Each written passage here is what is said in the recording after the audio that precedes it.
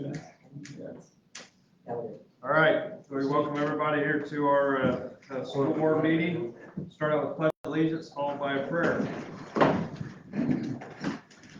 I pledge allegiance to the flag of the United States of America and to the republic for which it stands, one nation under God, indivisible, with liberty and justice for all.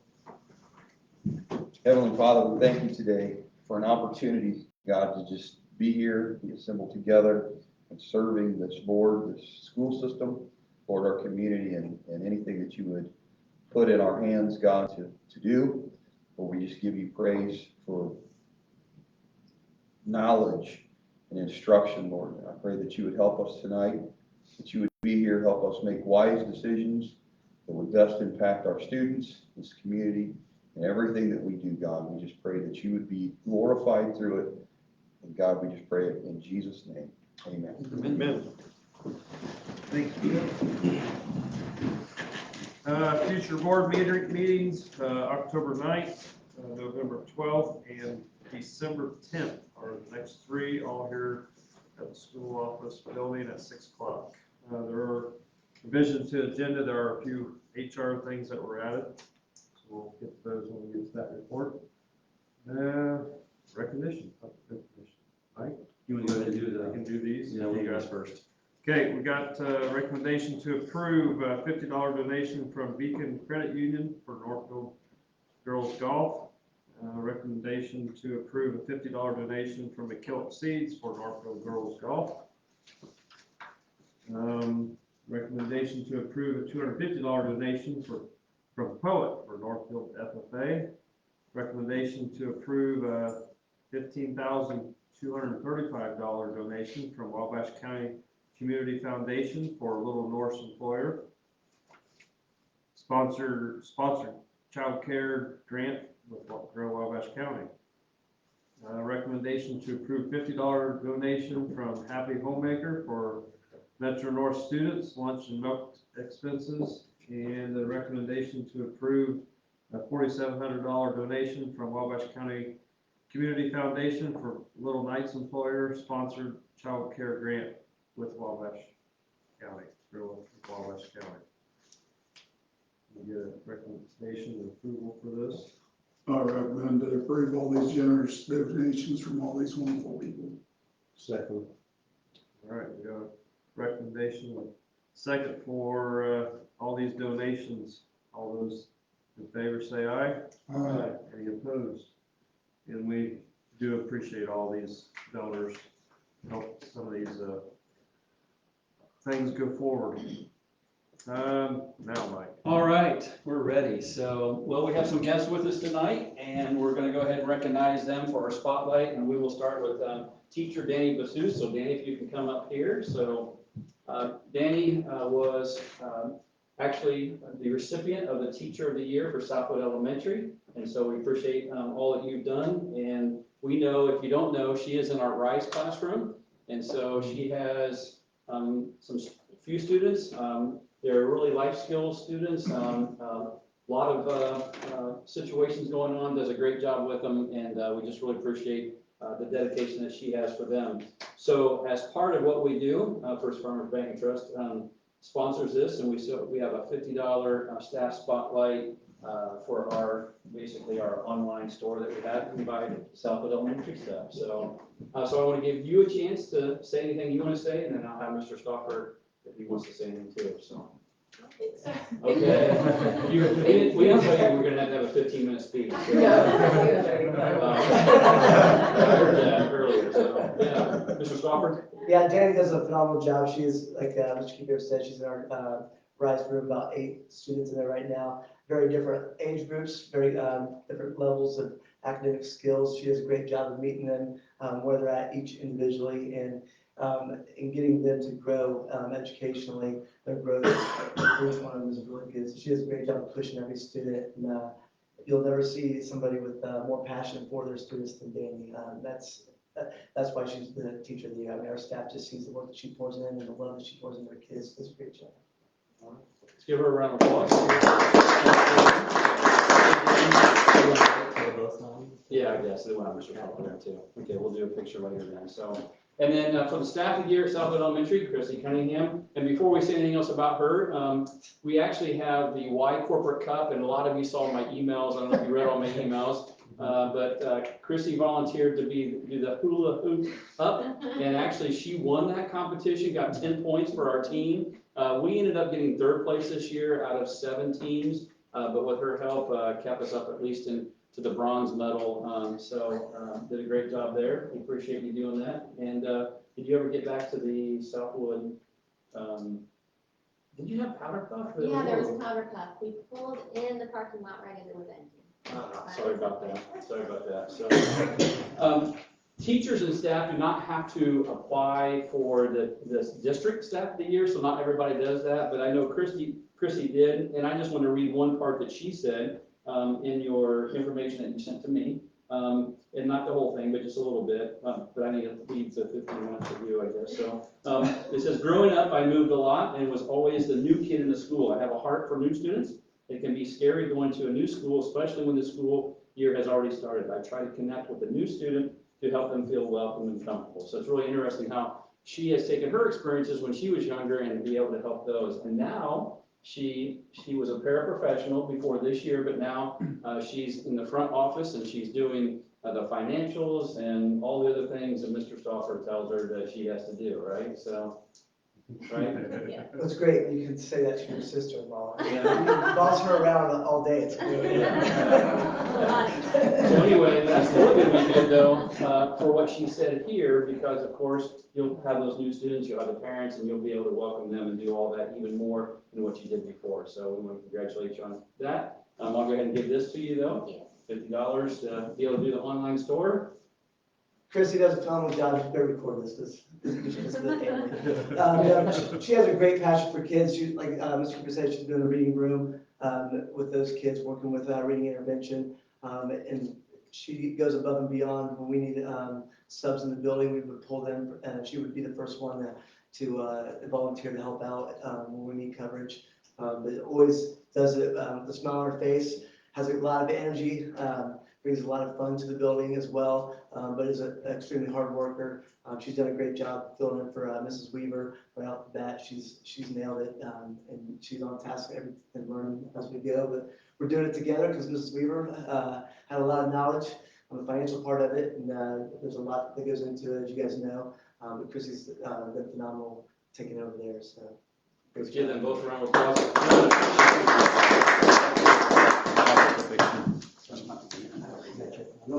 Yes.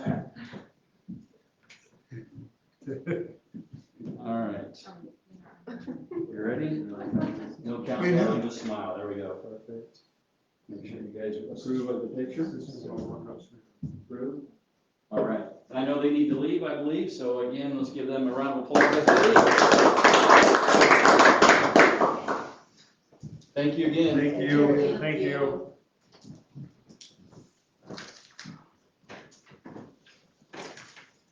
All right, no presentations, right? No. Public comment. Oh, I do have one more thing. I'm sorry. For the school recognition, just Mr. Snyder wrote one thing here, said thank you to the student council for planning the Olympic themed homecoming week last week for all students and staff to enjoy. We had the dress-up days, Powder Puff football game, pep rally, and dance last week. That all went very well. It was great to see participation in school spirit last week at Northfield. Thanks again to the Northfield High School Student Council. Thank you for letting me interrupt that. Yeah, it's good. All right. Public comment. We lost half of our public. We got agenda items. Need to get approval of the regular meeting minutes of September 10th. And recommendation in a second. So moved. Second. All those in favor of approving those minutes, say aye. Aye. Any opposed? All right. Claims and payroll, number 5. Anybody have any concerns or problems there? Payroll's down a little bit there. Nothing out of the ordinary.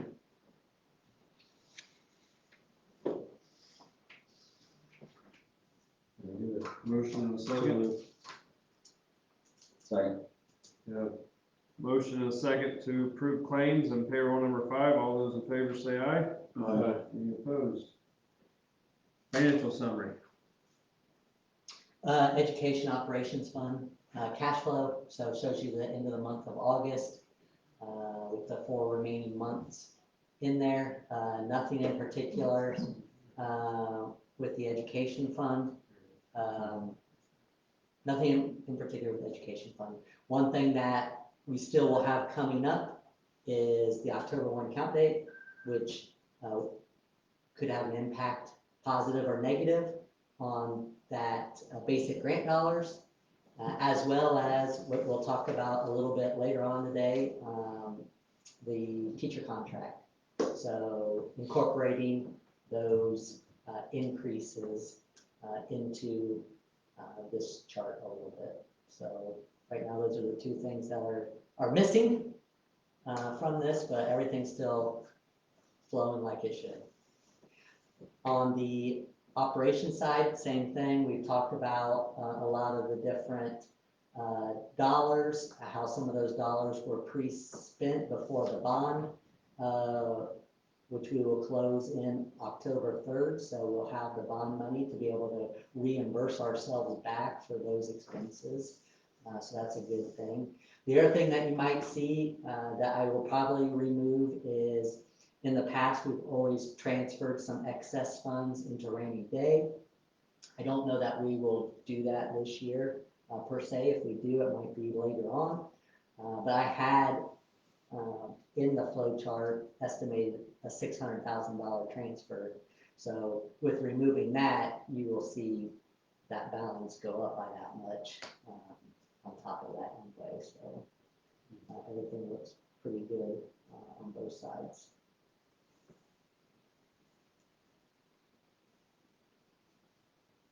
Any questions there? Yeah, looks good. We have the 2025 budget hearing. We need to talk about it. So at this time, I will just kind of go over, it's more of a review because we've highlighted a lot of things along the way. And then it's an opportunity to open it up to the public for comments, and then close that budget hearing. And then at our next board meeting, we would have our budget adoption. So as far as the budget presentation is concerned, 2025, we're focusing on those 4 funds: education, operation, debt service, and rainy day. Again, for those of you that may have not been around or forget, this lists what the primary uses are for education and operation and primary revenue sources for those. We will post this on our website as well, so others can review that. It's been posted on there. We can transfer monies from education operation and vice versa. The only difference is we can only transfer up to 15% of our education fund and operations. So for this budget, we created a $36.6 million budget, incorporating all 4 of those funds. And you can see the largest of it being related to the education fund. That's just a graph that shows that breakdown. So as one thing we look at in the education fund is what revenue supports it. So this is all the different revenue sources that support that education fund. The biggest one is the ADM count, the based on student enrollment. So that's the state funding formula. We no longer have student fees for textbooks. And so a lot of that has been significantly reduced from that. So our major source of funding comes from state funding. So when you break that down in our budget, you can see that close to 94% of our budget is supported from the revenue side from state funding. So then we look at what our expenses are. Typically, 92 to 93% of our budget is spent on salary and benefits. You can see vocational ed is broken out there, however, that is all for salary and benefits for those staff members on the vocational side. So, again, that gets you up to that 92-93%. So you can see what that estimate is. We talked about ADM count day and what our estimate was at 2130, so that just kind of shows you a historical perspective. I think we showed that at one of the last presentations. This is a graph that shows the same thing. And this is something we always talk about at the budget. There are, based off state legislation, there are sometimes increases. And so in our basic grant, we did see a $97.01 increase per student for this budget cycle. So that new number would be based on whatever our October 1st count is. And then the only thing that increases the special ed grant dollars. So I tried to bold everything that has increased from the previous years.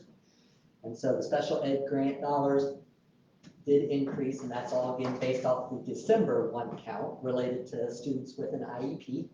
So there's 2 ADM counts, October 1st and February 3rd, and then 1 sped count on December 1st. At the last board meeting, we talked a lot about our local tax support funds through debt service and operations. So we don't really need to go over anything like that. Again, we looked at historical values with assessed valuation. This is what it's shown on the graph. We went over this at the last board meeting. If you ever want to see historical comparisons, you can click on that link there and it'll show you from previous years. This also showed our debt service schedule. We can show in red the bonds that we have paid off. And then the 2 at the bottom are ones that are outstanding, with the 2024 bond being the newest one that we closed in on October. So our operation fund, we look at the revenue stream from that, and you can see that most of the revenue that is supported comes from tax dollars. And so that is the estimated amount that we would collect and or receive. Possibility with that, understanding that we're looking at 360,000 of that being capped. So that number would be reduced by 360,000. So it's more like 8.4 million. Yep, that's the breakdown. And so then we look at our expenses, we're looking at a budget of $10.3 million in expenses. However, you know that from a revenue standpoint, it's going to be more like $8.4 million. And so most of that's taken up. Our largest chunks usually are in the maintenance custodial areas and student transportation. So that's a breakdown in there. And then the rainy day fund, we usually leave a balance or a budget of $1 million, which goes to those things there. Additional considerations, this is always thrown out there. I think we're in a comfortable position that we don't necessarily have to worry about these things. So borrowing money to get through cash flow issues through tax anticipation warrants or additional appropriations is always a possibility. If you spend more than your budget, but you have balances left over, you can always ask for additional appropriations to cover maybe some of those excessive costs or extra costs that may not happen because of the amount of revenue we get versus our expenses. And that leads us to the final slide, basically, which is the budget adoption on October 8th. And these are always things that I share at the end of everything. These are things that are always considerations when you look at how your expenses and revenues are going to be through that current year. We've talked about many of these things through our strategic planning 1 through 4. So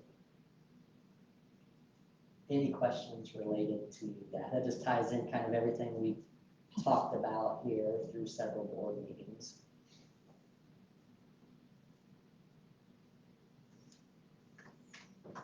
Student count, you think it's going to be close to that, or?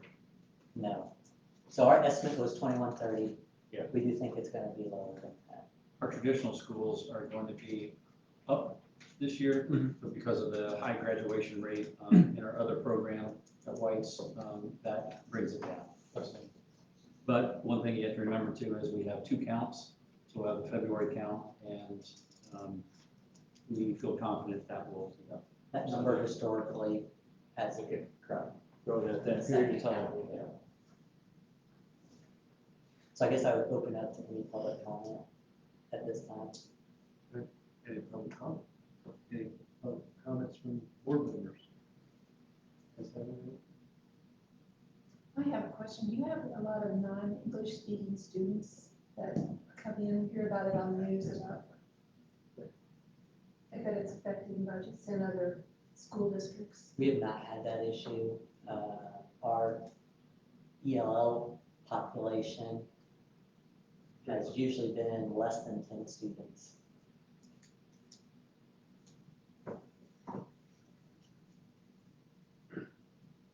So at this time, it's not been an issue from a budgetary standpoint.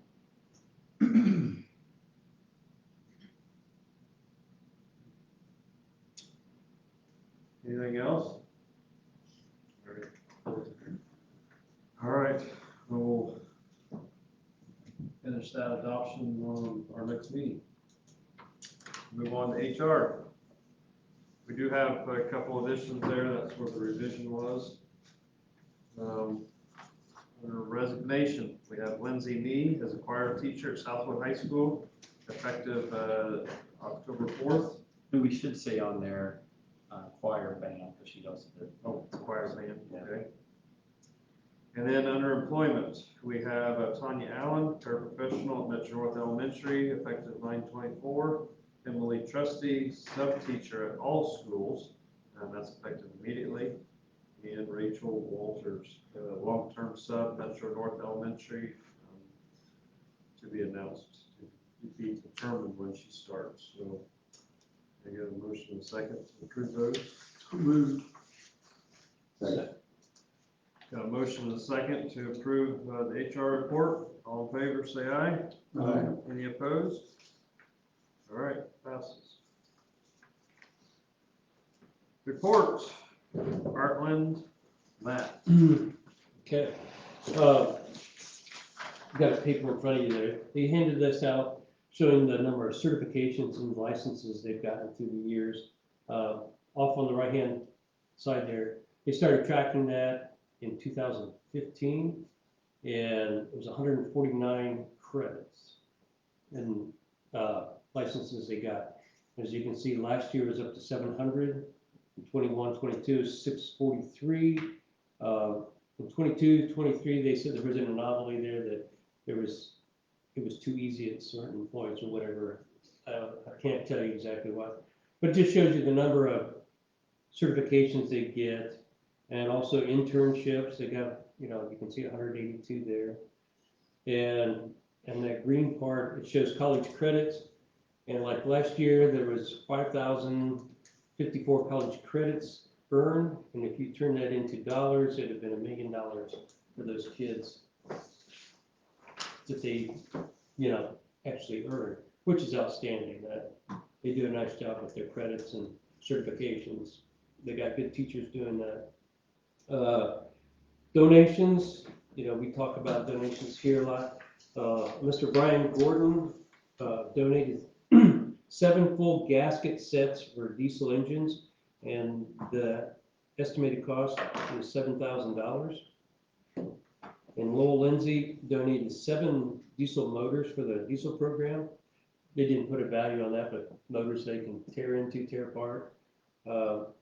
And then from Metal X, they got what they call a trip hopper for scratch steel. So kids could put it in there so the kids don't have to throw it, and that's estimated about $1,000. So they got a lot of good gifts there. They applied for the safety grant. Mr. Higgins did. Applied, wanted 17,000. They got 13,000 to work on that. And we approved the NIPSCO project, and here we are. Okay, appreciate you going to those meetings and informing the rest of the board members. Thank you. you're welcome. Thank you, Matt. Superintendent report. Yeah, I just want to say the bid phase number 3, we're still on target with having this opening in 26-27 as far as Northwood Elementary, but the bid openings happened a couple weeks ago, and that should be all coming to you on October 8th, 2 weeks from tonight, for you to approve those so we can continue on with the process. So everything's on time. We just are waiting for a few more details so you can vote on that on October 8th. You notice that we had a test drive a school bus last Saturday. We ended up having 9 people that came and test drove, and a lot of them did bring, or they did want to get the manual to start studying and doing all those different things. So that was good news. So there were 9 altogether, so that was really good. So that's really all I have for now. Okay. All right, so I guess we'll move into new business. Let's see, we'll just go off. Got a recommendation to approve 2024, 2025 fundraisers. Yeah, State Board of Accounts requires board approval for fundraisers that are happening in the school. So each school wrote down the fundraisers that, most of them are ones they've done in the past, but they continue to do the same ones from year to year. And so that is the list for approval for the 24-25 school year. If something comes up special, can they be added then later? Can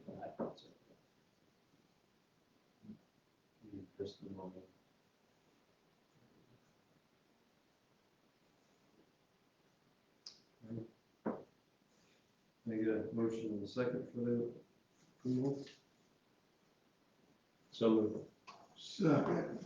Got a motion in a second to approve the 2024, 2025 fundraisers. All those in favor say aye. Any opposed? Motion passes. Teacher contract, tentative agreement. Well, I want to thank Dr. Kuhn, also Matt Denny, Shelley Myers, also Ryan Sincroft, and you, Scott, for being on the negotiation team. So this is just a tentative agreement meeting, just to tell you what it looks like. As you know, this is the second year of the 2-year agreement, and in the second year, if it looked favorable, we would open it up for salary only. So it's only for salary, and I will flip it all the way through here. There's a few in the green are some of the changes that Dr. Kuhn put in there, but a lot of those are just dates that we have to do. And at the very end then, basically, we'll show you, I can say it, and Chris can also mention it too, so we're getting there really closely. Nothing's really changed that much, except right here. So the starting, actually, I go to the second page. So for this year, 24-25, for row A, the starting salary then would be $47,000. And you can see if they had their master's degree, it would be $48,300. And then you can see at the top there, for just the bachelor's, it was $66,000, and for the top of the scale for master's would be $73,300. So basically what's going to happen is that all of the teachers in the bargaining unit would get a $2,000 increase for the school year. So again, appreciate all the work that Dr. Kuhn has done with everyone here, with looking at the numbers that we have. So anything else you want to mention? And then what's going to happen is that once the teachers ratify, that then we will bring this back to you on October 8th to be able to vote on it. There's no voting at this point. It's just a meeting, the tentative agreement meeting at this point. So if you have any questions, you can ask. This is very comparable to everybody else.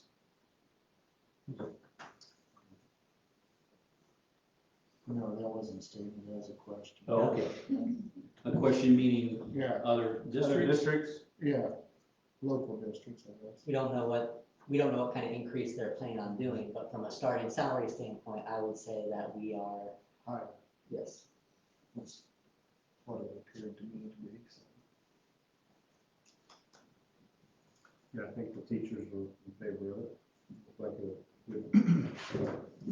So, Explain to me what the rose is that kind of where they get years of experience?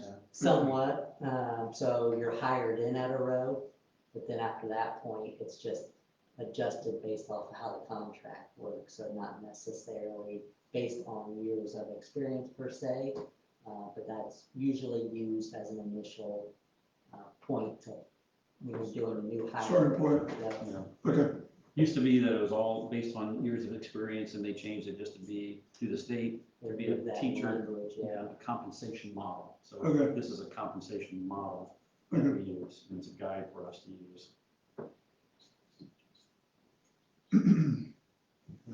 Okay, any more questions on that? All right, well, guess we'll move on to the Heartland Career Center Operating Agreement. You want to discuss any of that? Here again, I threw all of them on there if you want to look. We talked about them last time, and then you tabled them, but, yeah. So the North Miami amendment was having the superintendents be the governing board. The Manchester amendment was having a superintendent attend with the board member.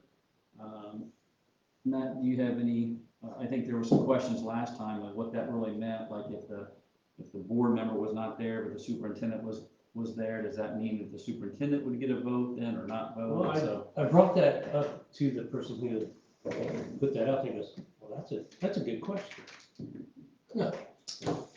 Yeah, I don't know how I'm gonna write that if that gets approved. And I said, well, the whole idea of the other one was to have attendance. I said, because, some people don't show up. I said, well, if you have a superintendent there and a board member there, but the board member doesn't show up, I said, what did you gain? I mean, so those two ought to be counted as one vote. So he's thinking about it, I guess, so we can table it for another time. Like I said before, I'm conflicted. I like the idea because it's streamline it, but like Kevin says, we still have board member there touching it, and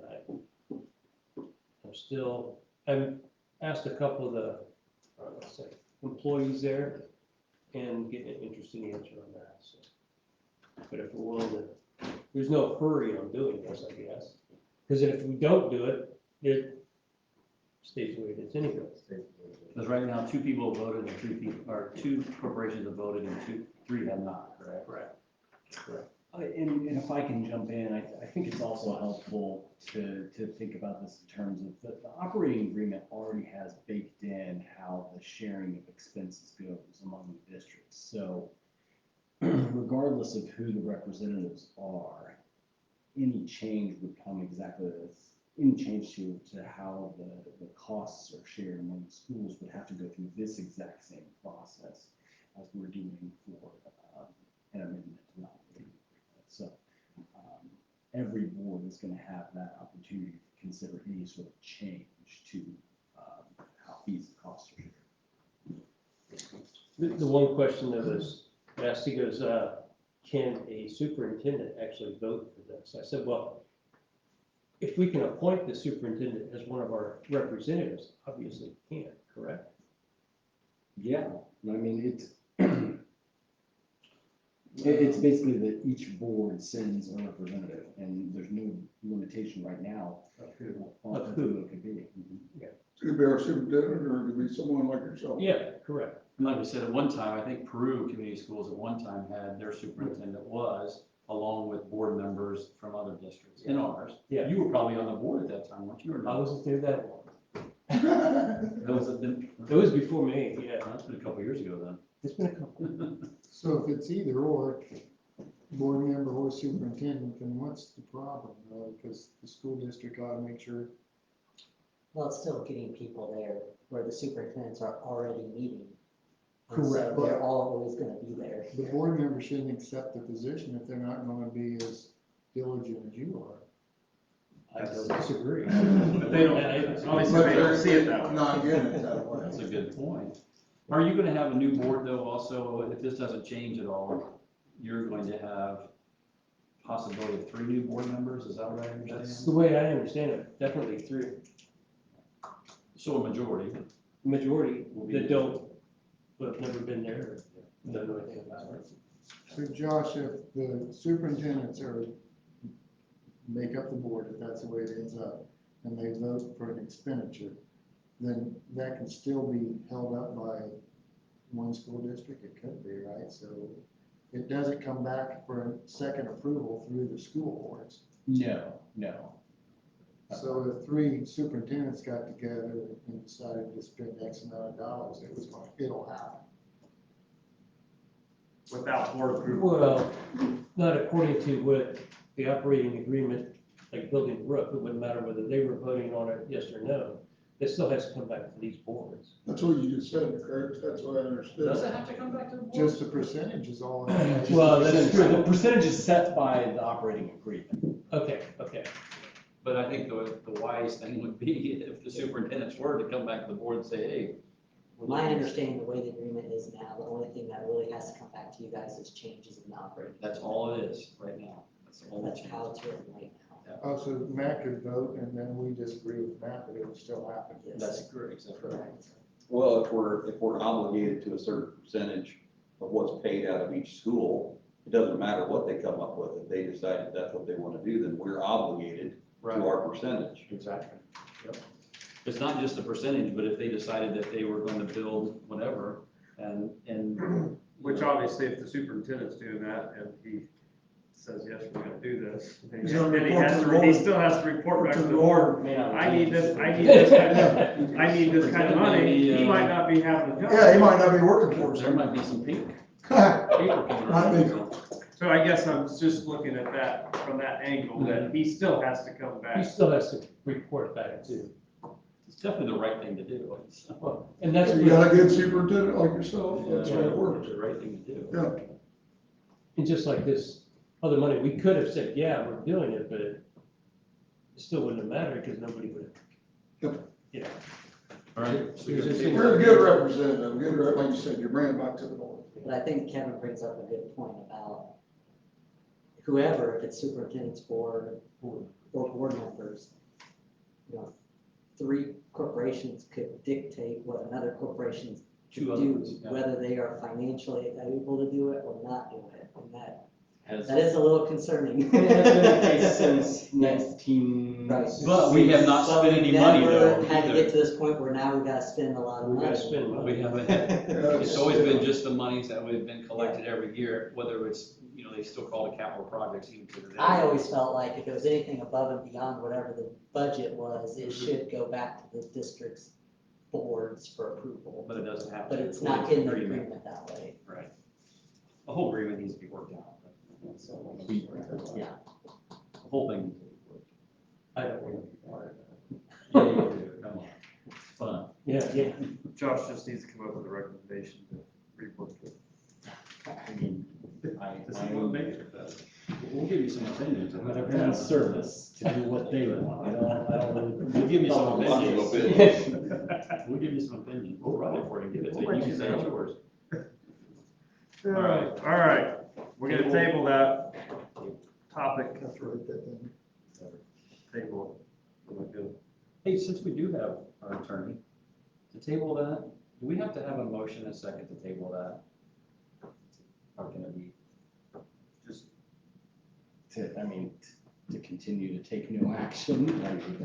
Okay, I just wondered, that's good, so, all right. Just want to make sure, we're not gonna talk about it anymore. not tonight. Not tonight. Nope. You should put it back on, no, that's fine.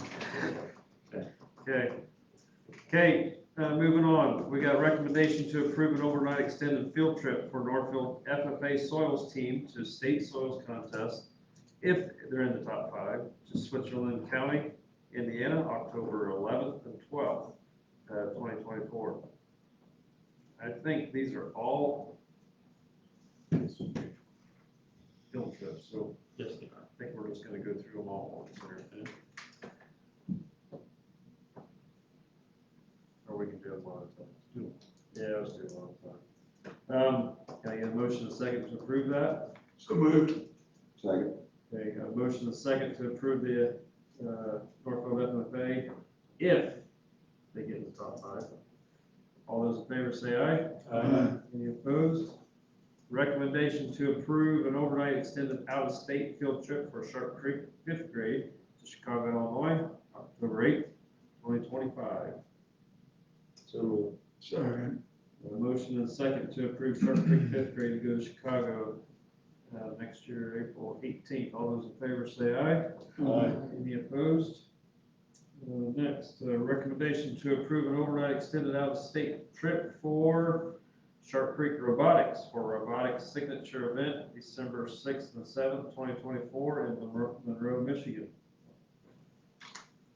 Motion and second for that. So, Second. Motion and second to approve the out-of-state for Sharp Creek Robotics on December 6th and 7th. All those in favor say aye. Any opposed? Now, we got a recommendation to approve an overnight extended field trip for Sharp Creek fourth grade to Cape Tecumseh, Brixton, Indiana, November 7th and 8th, 2024. Motion for that. So moved. second. Motion and second for the Sharp Creek fourth grade to Camp Tecumseh. All those in favor say aye. Any opposed? And a recommendation to approve an overnight extended field trip for Northfield baseball team to Evansville, Indiana, April 4th through 5th, 4th and 5th, 2025. So, Second. Motion second to approve the Northfield baseball team to go to Evansville next year, April 4th and 5th. All those in favor say aye. Any opposed? And the last one. Recommendation to approve an overnight extended field trip for Minds in Action Level 3. Students participating in summer 2024 trip reunion at the Metro North Elementary, October 5th and 6th, 2024. So it's just what are they doing? Just staying there? I think they're just having a camp out. Oh, Yeah. okay. It sounded like they were going somewhere with them. No. Okay, we'll get a motion for that. So moved. second. A motion and second to approve the Minds in Action overnight camp out there at Metro North. All those in favor say aye. Any opposed? All right, that's all those. Any unfinished business I know of? Board policy, public comment. They all have this. Items for board members. Anything? No? Go ahead. I got something. Yep.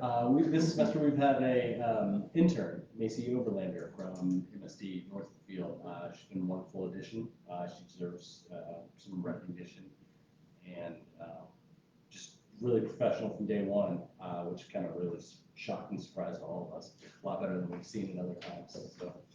She's our homecoming queen. I heard that, yeah. Outstanding. I was trying to just figure out a way to take credit for that, but I haven't figured it out. Shall be Count the seen votes, so- respected by a lot of others too, so Glad to hear that. comes from a good family. Thank you. All right, thank you, Josh. We would definitely love our internships and the opportunities for these kids, because it's a good opportunity for them. So if there's nothing else, we'll adjourn.